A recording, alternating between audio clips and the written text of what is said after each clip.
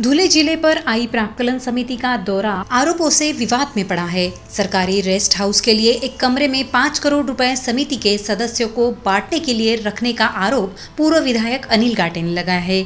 धुले में एक बड़ी घटना सामने आई है। प्राक्कलन समिति का दौरा धुले से शुरू किया गया है और इस दौरे के दौरान 11 विधायक धुले शहर पहुंचे थे।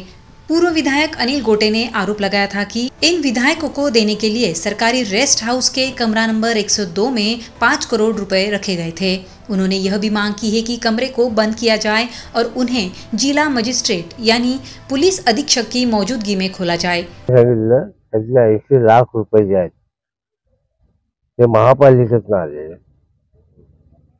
50 लाख रुपये बांधकाम खात्याचे, त्यामध्ये काय अडचणीची रक्कम आहे तर कलेक्टर ऑफिसची आहे। यावेळेला मी अशी सगळी गुवाहाटी केली तेव्हा माझ्या लक्षात आलं हे साधारण 5 कोटी रुपये आहेत।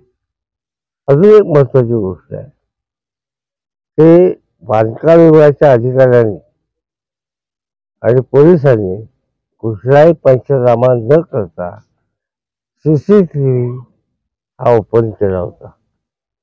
काय कारण आहे?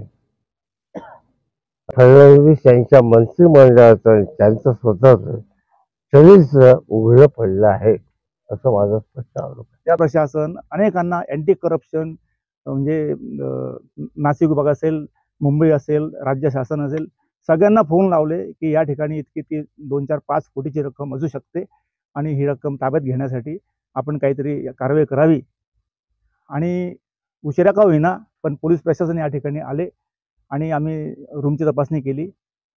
आश्चर्य असं आहे की जरी 1,84,84,000 रुपये सापडले असले तरी यापेक्षा जास्त रक्कम त्या ठिकाणी होती, कारण की त्या ठिकाणी 5 ते 7 मोठमोठ्या बॅगा या रिकाम्या अवस्थेत आम्हाला सापडून दिसून आल्या। त्या बॅगेतली रक्कम होती, त्यांना काहीतरी सुगावा लागला असेल आणि ती रक्कम त्यांनी लंपास केली आहे। तर या प्रकरणाचा ही खूप मोठी घटना आहे आणि याचं गांभीर्य फार मोठं आहे।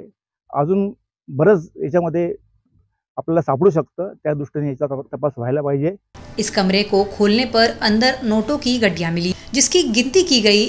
इस बात पर आरोप प्रत्यारोप शुरू हो चुके हैं। महाराष्ट्र बुलेटिन के लिए प्रवीण बोरसे, साकरी, धुले। महाराष्ट्र बुलेटिन यूट्यूब चैनल को शेयर करें, सब्सक्राइब करें, बेल आइकॉन पर क्लिक करें।